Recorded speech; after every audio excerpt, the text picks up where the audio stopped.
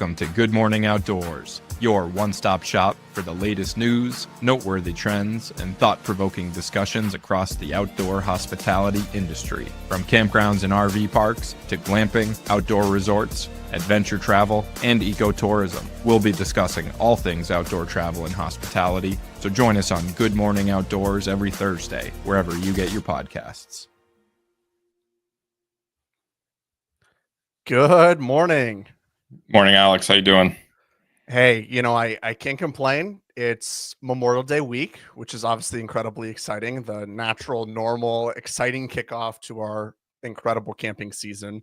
The weather hasn't been quite cooperative here. Hopefully it's better other places in the country. It's a little rainy, but it's I think the enthusiasm still remains high for Memorial Day, and incredibly excited to head into this week and long weekend and start to the camping season. Well said. Totally agreed. It's been crazy, busy, but lots of fun stuff happening. So yeah, why don't, before we dive into, we've got a lot of great stories today, from surveys and trends, some new products to talk about, and just a whole bunch of news before we head into the weekend. Can you tell people just a little bit about what you've been up to the last couple of days? You took a little bit of a trip that was incredibly exciting, and we've got some photos to share here as well.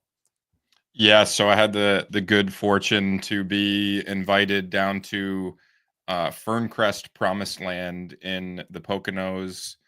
It's in Greentown, Pennsylvania. Had an awesome time meeting with the Ferncrest team. So that's founded by Brian and Joanna Linton, and had the awesome opportunity to meet Brian for the first time in person, and the rest of the always team. Nice where you can take the online connections and talking with interviews and great people and actually see the great work that they're doing at their property. Yeah, yep, totally. Beyond that, it was a group of a couple dozen or so, either current franchisees of the Ferncrest franchise system or aspiring franchisees. So I met a lot of people from all over the country that have some exciting businesses and concepts, either opening this season or next season, or they're in the early stages of finding property and developing property. So, it's figured we could dive into a little bit as to like what Ferncrest is and what they're up to for a couple minutes. And Brian Linton, as I mentioned, is one of the founders. His wife, also Joanna, and so he's got a tremendous following. He's built. I was going to say, why don't people might know kind of their YouTube channel or their social media presence more than even just them with Finding Promised Land.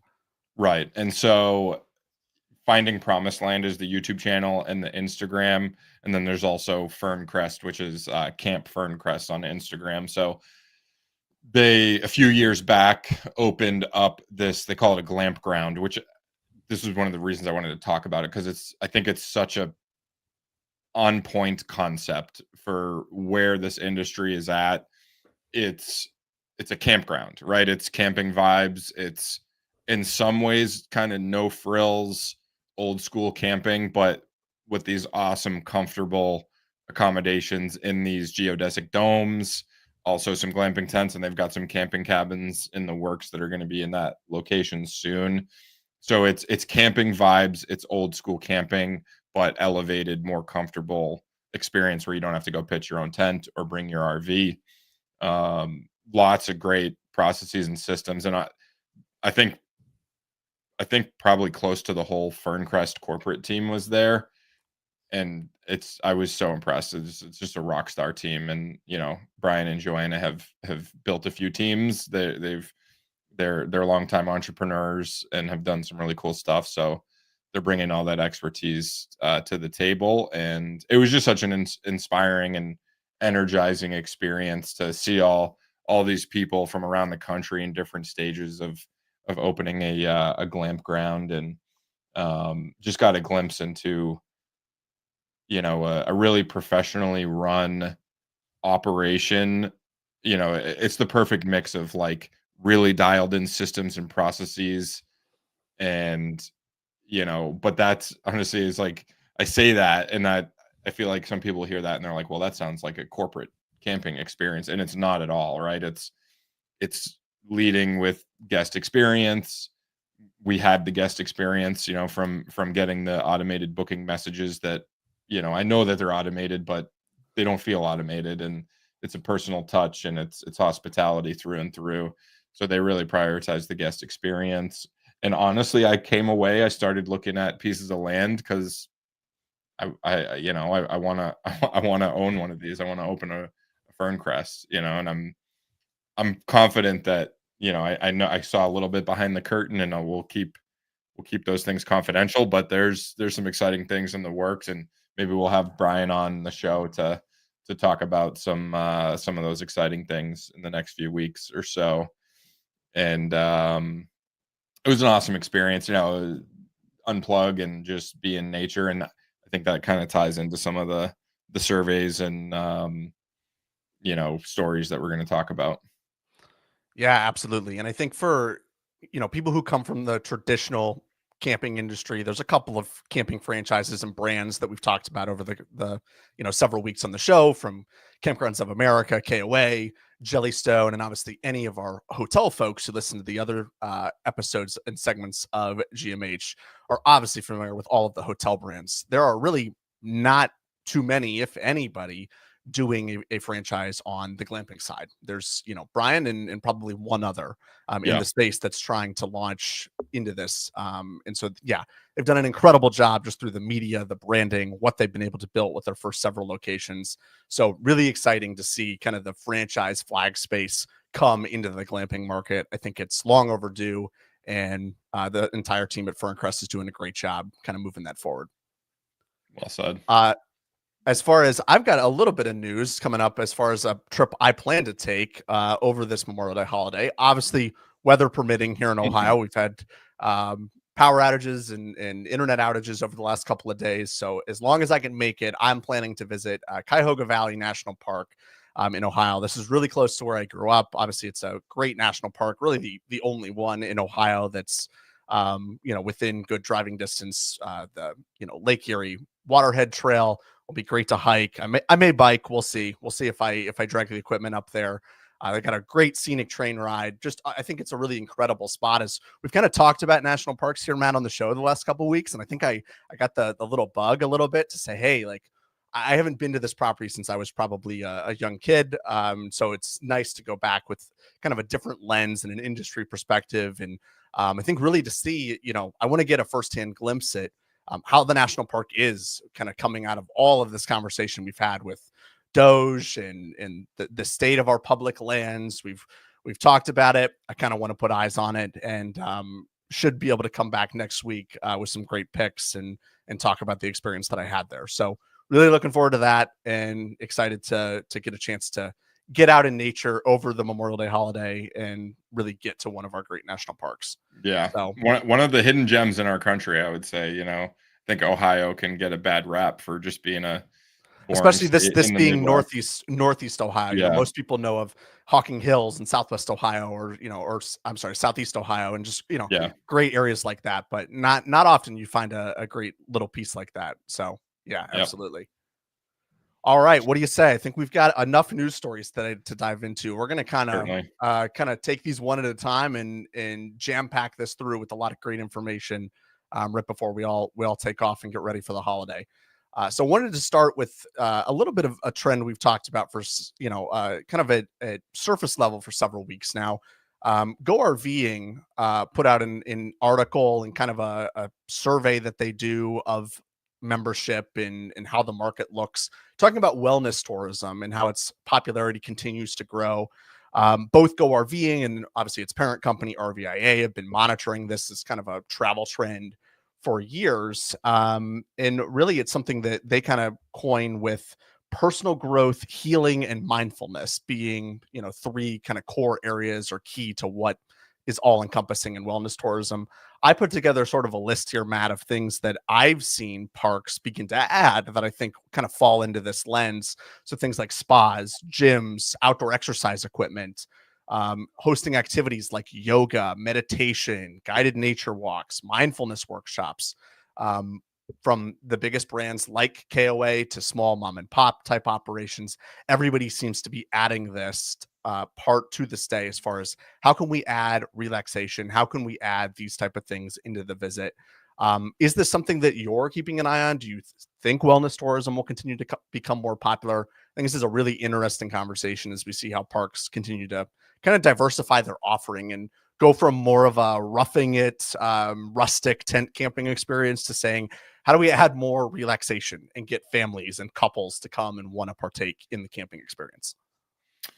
It's a really interesting topic, and honestly, it's something that resonated with me in the last few days in the Poconos at Ferncrest, and it ties back to even a few weeks ago. I've been really trying to dial up my Instagram game, and so I've been thinking about things that I can post about, and as you know, our rustic little campground in the Catskills doesn't have anything in the way of amenities. It will eventually, but I turned onto this concept of forest bathing, and not a new concept. And before I was in this industry, I probably would have heard that term and said, okay, that's just like Pie in the sky. Yeah, right. Go hug a tree. But it's real, right? Like I've researched this, and it ties into kind of the concept of Ferncrest, which is something that I really believe in, and is something that I've followed with my own properties, is that just being outside in nature is an amenity. And there's real data out there that shows how good it is for your health, for your physical health, at a cellular level, for your mental health, to just go spend a couple hours just like, listening to the sounds of the forest and consciously thinking about it, right? Go for a leisurely nature walk for a couple hours, get some exercise, right? And that's what I loved with some of this list was that so much of it was you don't have to necessarily add an amenity. Right. Yoga, meditation, the nature walks, like that's all free. Any campground can add that to their programming or craft their marketing in a way to really drive that home and attract that type of guest. Right. A lot of people there were talking about wellness amenities like massages and cold plunges and hot tubs and some real kind of hard amenities, but that's all great. I think I try to be weary of like getting into an amenities like arms race. And I think it's just something that's so great for our industry, and just kind of this return to nature among young people, old people, everybody, diverse, crowd of people that are just looking to get out in nature and do simple things. It's such a digital world, everything with AI, like I think it just bodes well for like a nice patch of land with some campsites in a beautiful setting. I'm all about it. I think there's good things in store for years and years to come for people that are in that position. And look, if I'm going to relax and have more of a wellness type of weekend, I probably don't want to see too many people. I probably want to, really take the opportunity to unplug and meditate. And as you said, forest bathe and just be outside and be in the sunlight and enjoy, being alone out in nature. So I think, there are plenty of ways to do this where you're not adding labor, not adding expense, being able to market to a whole other consumer. And I think it's really great that Go RVing, with their incredible marketing engine, marketing arm, all of the budget that RVIA and Go RVing have to really market to get people into the RV lifestyle, that they're focusing on this type of consumer as well, and really trying to speak to this type of person who wants to kind of reconnect and get back out in nature. So I think that's really, really great. Well said. Our next story is a little bit of a kind of another survey with kind of two unlikely partners. I didn't really expect this survey to come out, looking at Campspot, who's obviously been really great with a lot of the data that they've been putting out with OHI and the data dig, and being really a leader in the data that's being collected in this industry. They partnered with Pilot, the kind of gas station and convenience chain, to look at what they call their 2025 summer trend outlook, the pop-up escape. I really took a couple of pieces of data from this. Obviously, pilot, trying to really study and understand what is the RV consumer going to do with gas in travel this year to kind of better understand and see how their market looks. The kind of two things that I came away from this was around people taking shorter trips, which I think is kind of been a little bit of a trend the last couple of years, as people are not exactly taking the incredibly long all-American summer road trip cross country. People are looking at stays less than 200 miles from home. And just as I mentioned, a national park in the intro, this is yet again another focus for people traveling, looking at staying close to national parks, visiting small, kind of off the beaten path towns, really seeing places that are less crowded and more back to nature. So I think really a continuation and a trend of what we just talked about.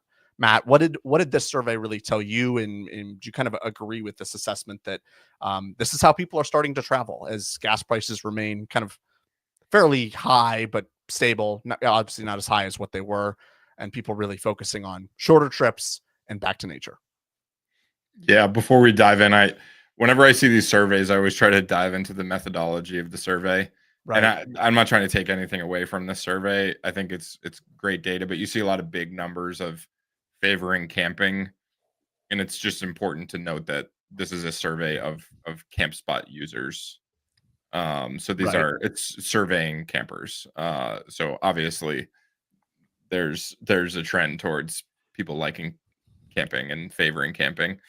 That being said, I think there's a lot of good data here, right? 90% of travelers planning 1 to 3 night getaways within driving distance. Over 50% favoring short, affordable trips. That was a recurring theme here of keeping costs low. We've been talking for weeks and really since we started this show about some economic uncertainty. We're still there. So value and affordability and shopping for trips is evident and has been, and I think will continue to be for the foreseeable future. They called out a $500 sweet spot. 76% plan to spend less than $500 and 50% traveling less than 200 miles. And I think that, coming from the investment world and commercial real estate, it just points to like the classic real estate cliche of location, location, location. And, we see that when we talk to investors and study the landscape, right? That's the first box you got to check is there demand built in? It seems like demand is change, right? There's some change here, but it's also the same, right? It's pick a top 50 metro, pick a location that has a few million people within a few hours drive time radius, and you should be good. Factor in some outdoor recreation demand, be close to some hiking trails, some body of water. It's the classic, right? I mean, all these campgrounds were built in the 60s, 70s, and 80s. A lot of them already had that, so it's no new novel concept, but I think it's a return to like how people behaved and traveled and made choices, perhaps in those years when a lot of these businesses were founded and built. So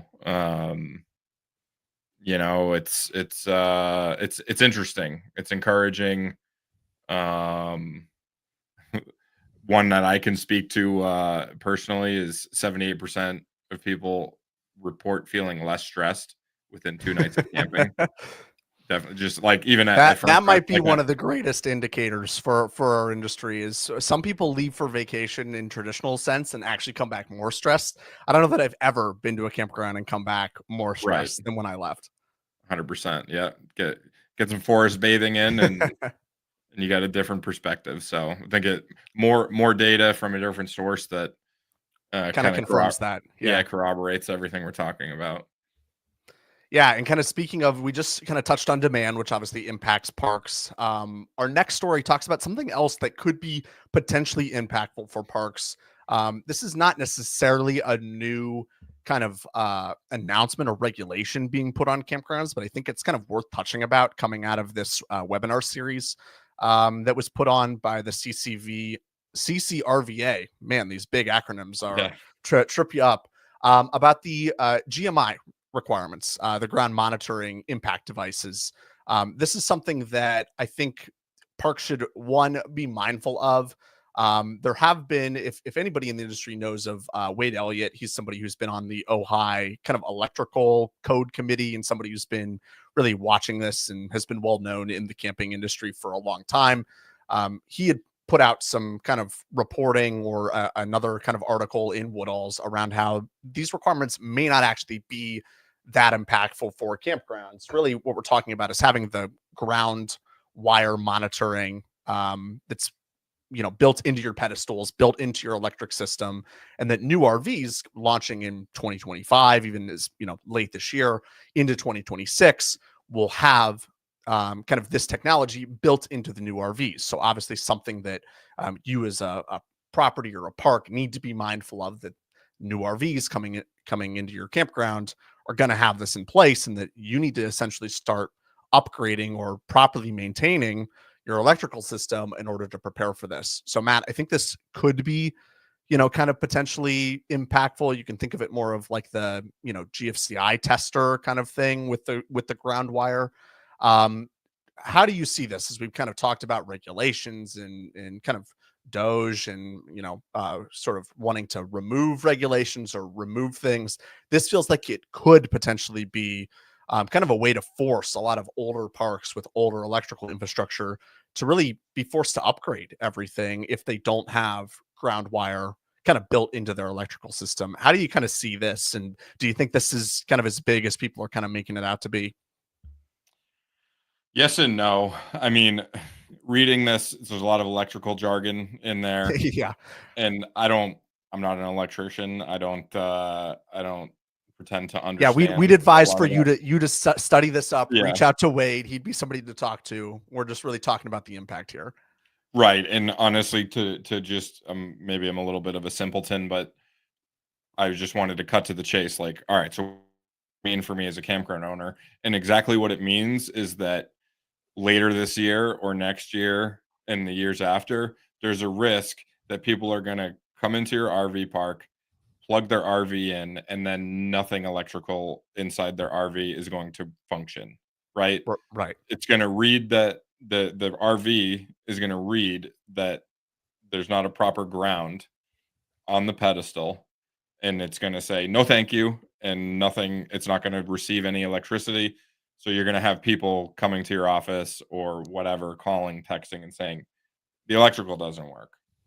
And so you're going to have maintenance requests and unhappy customers. And so basically it means dig into your electrical system, understand, do you have proper ground at your pedestals? And it's And if probably you worth don't, having an electrician come out to look at this stuff anyways, right? Get somebody who yeah, better for sure. understands the code. You can show them the code that's being introduced, show what's happening with the new RVs, and say, hey, we obviously want people who upgrade their RVs to be able to stay here. Right. Are we properly set up for this? And I think it's worth noting that some of these RVs that are being rolled off the line this year are going to have this technology in this. So this is not exactly something that you may be able to wait for next year. This may be something to like start looking at now. Because this could, kind of affect you sooner rather than later if this kind of catches you off guard. 100%. All right. Our next story here is a little bit more kind of on the fun side, coming out of the electrical stuff that Matt and I both don't know a lot about. This kind of off-grid product, though, I think is incredibly cool and something I definitely wanted to touch on. Just as we kind of talk about, I think there's kind of two segments of RVing that are really gaining a lot of popularity right now, and really just kind of camping in general. And Matt, tell me if you kind of agree or disagree with this. I think the luxury segment, as we've talked about with kind of Ferncrest this morning, with the in the wellness trend and making it a more kind of plush, incredibly nice camping experience. Still have that back to nature approach, but do it in a more elevated way. And then I think a couple stories we'll touch on here in the latter part of the show really highlight the off-grid overlanding side of the industry, which again, I also think is becoming incredibly popular. Yeah. Obviously we know of, boondocking and the success that people like Harvest Host and, getting out to national parks or places where you can tent camp with not many utilities or hookups. I think it's those two segments of our industry that are really going to be continuing to drive a lot of growth moving forward. And this product from Electric Outdoor, I think, fits right into this. If people are watching this on video, you see the incredibly cool off-grid canopy that they launched. It's obviously got solar panels. This comes from former Thor chief invention officer, is actually the person who helped kind of launch and start and found this company. So obviously somebody who knows RVing well, knows what that type of consumer kind of wants in this off-grid space. And I think that's incredibly cool. They're really marketing this as a kind of self-sustaining canopy, and really trying to position this as like, could this go up against new electric RVs kind of being launched? Obviously less mobile, being that this is a canopy structure versus a mobile RV. But I think this kind of electrification of the way that people RV and camp with solar panels is going to continue to become more popular. Matt, what did you think of this canopy? What do you think about kind of off-grid camping moving forward? What does this kind of tell you? I just thought this was incredibly cool and wanted to share it this week. It is very cool. It is. I didn't see a price or anything. I imagine it's not cheap. Right. Did you see a price? I did not, but obviously you can tell even just with those 4 solar panels on the roof. Yeah, this thing is probably a pretty penny. Yeah. So I love it. I love the concept. We've talked about this, that, people of all ages, socioeconomic backgrounds are getting into like hardcore camping and hardcore nature, right? I think it's interesting. It'll tie kind of into our next segment here, but like people are looking for unique experiences. They're looking for something different, whether that's a really cool, unique resort with all the amenities that's maybe not so nature focused, or like I want to like be out in wilderness and have that camping experience where there are no amenities. You're bringing your own amenities. You're out there. You're alone. It's total isolation. So there's no right answer, right? They're both doing well. Both concepts. There's plenty of demand. It's just finding that differentiation and finding that demand. And I'm all for innovation, right? I mean, we see it with all these different overlanding companies getting investment over the last few years and getting acquired by private equity, and really cool, innovative trailers and pop-up tents. And essentially this is very sophisticated, futuristic kind of pop-up tent, right? Is that how you're seeing it? Yeah, a little bit. It definitely, it's about 6,000 pounds, this thing. So I mean, Wow. this is a chunky unit for sure with this canopy. The other part of this that I loved was that the EV charging was really built into this canopy. So if you're somebody who has upgraded, bought that Tesla, you're kind of moving into electric vehicles, this is something that kind of can function really all together.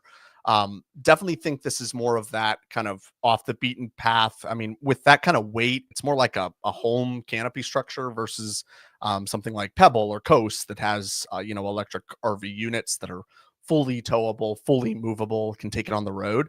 So I think it does serve a different part of the market in that regard, that this would be more of that permanent base camp, much like people do seasonal camping with an RV. This is probably a unit you're not going to move that often, but I think it's incredibly cool that, look, you can still take this into a really remote part of nature, out into a piece of property, have electric charging for your vehicle at your fingertips, have the solar panels and all of the stuff there. I mean, has the ability to have, all of your water, obviously electric cooktop. Like it can be a real fully sustaining, fully contained unit, which I think is great. And I think, the more that we enable people to kind of travel off the beaten path, not just stay at campgrounds and have to be kind of confined to the interstate system to look at where their next stop is going to be. I think the more kind of people will attract into the camping and kind of off-grid lifestyle. Yeah. And just speaking of that, I was going to say, Matt, you have anything else before we? So I thought it was interesting that it's coming in 2025. No hard dates or anything. That's the information we've gleaned. Yep. They're also marketing to landowners for this as a short-term rental application. So that's cool. That's very it's cool. hospitality implications here. And how Hospitality, at nice least that as partial the focus. landowner, you don't have to, there's no infrastructure needs really. You're buying this unit, you're setting it up. Somebody can come stay in the next couple of days. That's incredible power to be able to deploy to the market super quickly. Definitely, yeah. We'll stay tuned and update everybody if we hear anything more here. And speaking of overlanding, let's talk quickly about the Overland Expo West, which happens annually. RV Business always does a great roundup of this. Tony, who I know well, goes out there. I believe it's usually out around Colorado, which obviously fantastic country for overlanding and off-grid use. There've been some, really cool new inventions, that off-grid boondock style camping that we talked about. People like, like Grand Design and Ember and others always have great overlanding units. And this is obviously a great place for people to see. So many content creators that are focused in this space come do the recap videos. It's a great way to kind of show this off. And I love that there's a dedicated conference for this, right? You get the enthusiasts that come in, not only the manufacturers and dealers who want to add this inventory to their lot, but really just show consumers what the new products are for the next year. Very similar to how, the Detroit Auto Show or other shows that happen in different industries. This is really the crown jewel for the overlanding industry to show off the new products and inventions for the next year. So yeah, Matt, obviously all of the new inventions are great. There's some, a great recap. Would highly encourage you to check out that RV Business article to see the videos, see the new inventions. We obviously don't have all the time to go really into depth there, but as we've just kind of highlighted, what do you think kind of the future holds for off-grid camping and overlanding? And is this something that you're seeing into some of the campgrounds as people kind of begin to take these units out into properties? Oh, big time. Yeah. I mean, I think we first saw it with really high-end van conversions. All right. And that's kind of you have these overland vehicles, which Right. is you could spend $1 million on some of these overland vehicles. Maybe It's kind of like a truck camper on million. steroids. Like, I mean, Yeah. it is, A really, tank. really cool. Yeah. Exactly. So, I mean, those are cool. Those are like, that's for a select few of very, very wealthy consumers. But it's fun. It's just a fun thing to look at and study and they make for sexy Instagram reels and all that. But then there's also like the opposite end of the spectrum, right? Overlanding is such a broad term, right? I guess as of next week I'll be an overlander myself with my new rooftop truck tent. That's Yeah. not cheap for what it is, but a much more kind of affordable investment. It's basic. It's just a sleeping tent on top of a truck, and got to buy racks for the truck and the tent. And so that being said, I'm hyper focused on digging into this a little bit more than I've had a chance to on the gear side of things, the accessories, right? It's amazing looking at brands like, Jackery or, the power banks, Hey, don't forget about people even like Dometic with the toilets and stuff. I mean, man, exactly, those right? are cool. And they make the coolers too, right? Like, Mhm. so like the cooler style, like drawer, refrigerator. I've been looking at all that kind of stuff, and it's like, okay, like I might be into a set of racks and a rooftop tent for $5,000. I could easily probably spend another 10,000 in just gear, right? A $500 Jackery or $1,000 Jackery, a $500 refrigerator just to keep my beer cold. And so it's interesting, it's fun. So it's back to the prior story, like it's just innovation. There's so much innovation. It's good to see those things become more affordable as there's Mhm. more innovation.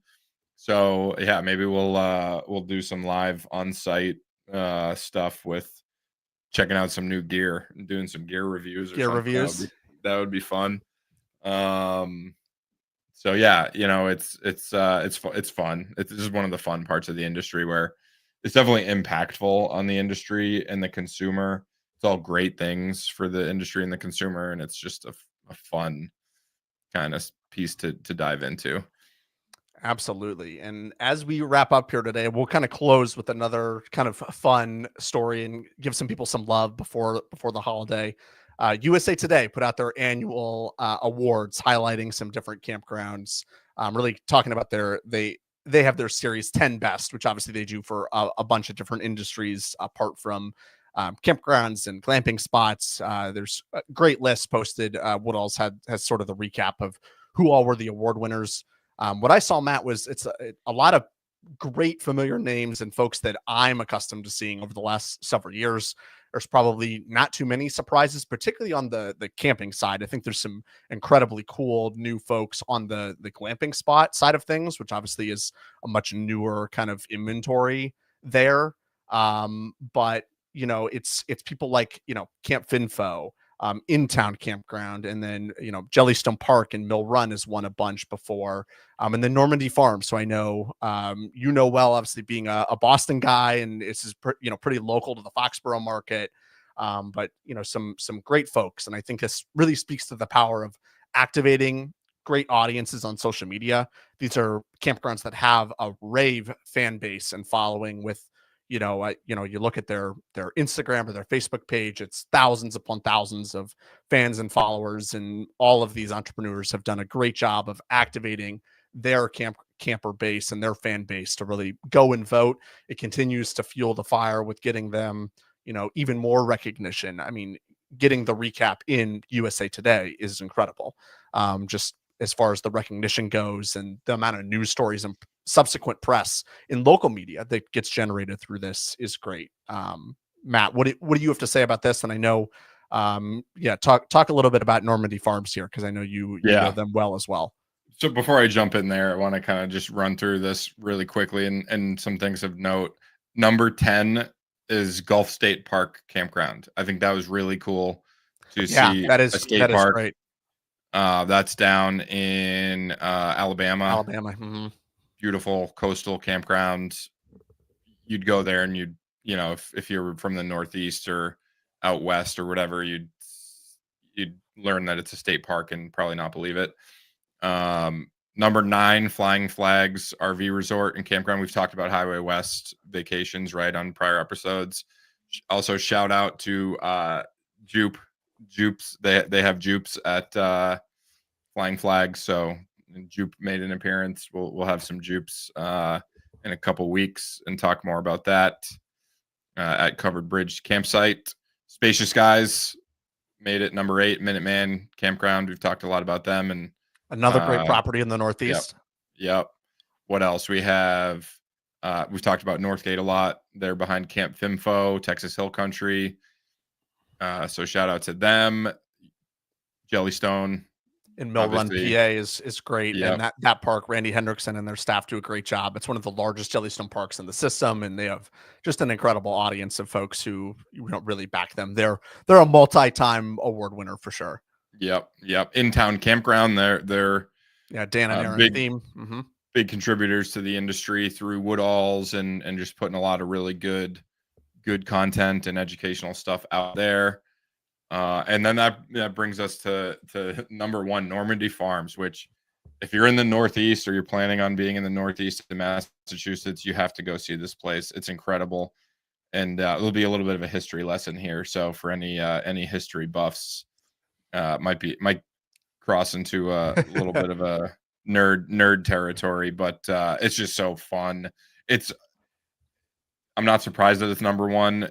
It should be number 1. It's so high quality. It's family owned. It's spectacular, right? Any campground operator should go and see this place and study this place, because it is a template for success in the RV resort market, but it's also family camping. So I had the chance to visit this place, and it's what, maybe 2 miles from Gillette Stadium. So we'll watch our numbers dwindle when I say this here, but go Pats. It's in Foxborough, Massachusetts, which is kind of a town that you would be surprised to hear that there's a really high-end, beautiful RV resort. It's mature trees. It's in a forest. It's, you think about Foxborough, Massachusetts, and it's Route 1 by the stadium. it's commercial, very commercial, strip malls and motels, but this place is spectacular, and it's just tucked right off of Route 1, so it couldn't be more convenient to get to. It's a large swath of acreage, highly amenitized, but honestly, the coolest part of this place is the history, and they have basically a little museum that teaches you about their history, which has inspired me to kind of. It's not going to be as significant, but we've got some cool history in the Catskills. I want to create like a little bit of a history exhibit, and it's inspired by this. So this goes back all the way to the 1700s. Crazy story. So it starts with Francois Daniels. It's the Daniels family that operates this place. Francois Daniels, a Frenchman, was actually on a ship that was captured by a colonial ship, Massachusetts Bay colonial ship. And so he was taken prisoner. He's a prisoner of war, taken to Massachusetts. And just by chance, there was a person that was, I guess, his part of the group who imprisoned him, who spoke French, took a liking to Francois because they could communicate in French. And he through that building a relationship, he found an opportunity to gain his freedom. He saved up some money. He bought some acreage, which eventually turned into this campground. And so now they expanded the farm. It was chickens and dairy, and had a few different evolutions over the years. And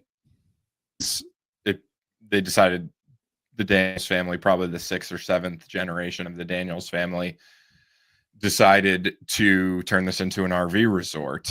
And so now it's fascinating. It's amazing. This 9th and 10th generations of the Daniels family all are currently actively involved in the operation of this spectacular this RV might be resort. one of the longest kind of owned single family, multi-generation property in the campground industry. I mean, Yeah. I don't know that there's anybody that I've heard of, at least with the public story, that's come close to this. Correct. Yeah. Right. Yeah. It's incredible. Going on 300 years is amazing, and it's large, but it's beautiful. They've got glamping. They've got, you go through here and you see the $1 million rigs. When I was there was a $1 million rig towing a car trailer with a Ferrari inside it. And that's not to say that's all who they cater to. It's next to a pop-up, right, exactly. So, beautiful amenities, beautiful facilities, just the best of the best when it comes to the RV resort industry. So encouraging that it's still family owned. I mean, I'm sure they're receiving unsolicited offers, daily. Quick back of the napkin, I would put this thing at potentially approaching, might sound crazy to say, but potentially approaching $100 million value. I think it's like 400 sites. It would be, I hope they don't sell it. There's no inclination that they are. I don't want to, it's not news or anything. There's nothing we're just trying to give them some love here. Yeah. Yeah. It's such a great legacy and the family is so involved. I don't anticipate anyone having the opportunity of buying that. I'm sure they receive all the unsolicited offers you could imagine, but just a really special place. And I think somewhere everybody in the industry should visit if you get the chance. I'm looking at, we just had schedule release, right, for the NFL. So I'm looking at the Patriots schedule and trying to see if I can combine plan a camping trip in a Gillette Stadium visit. Exactly. Yeah. Love it.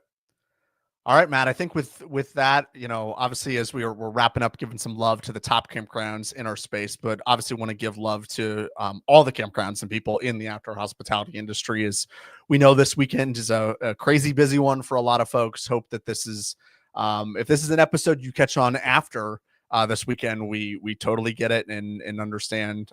But yeah, just want to wish everybody a really happy Memorial Day holiday. Obviously great kickoff to the camping season, but don't want to forget, why we take this holiday and why so many people get the opportunity to travel and get outdoors and reconnect with family and friends. So with that, just wish everybody a really happy Memorial Day weekend, great weekend to reconnect And we will see you back here next week for another great show. Thanks, everyone. Thank you.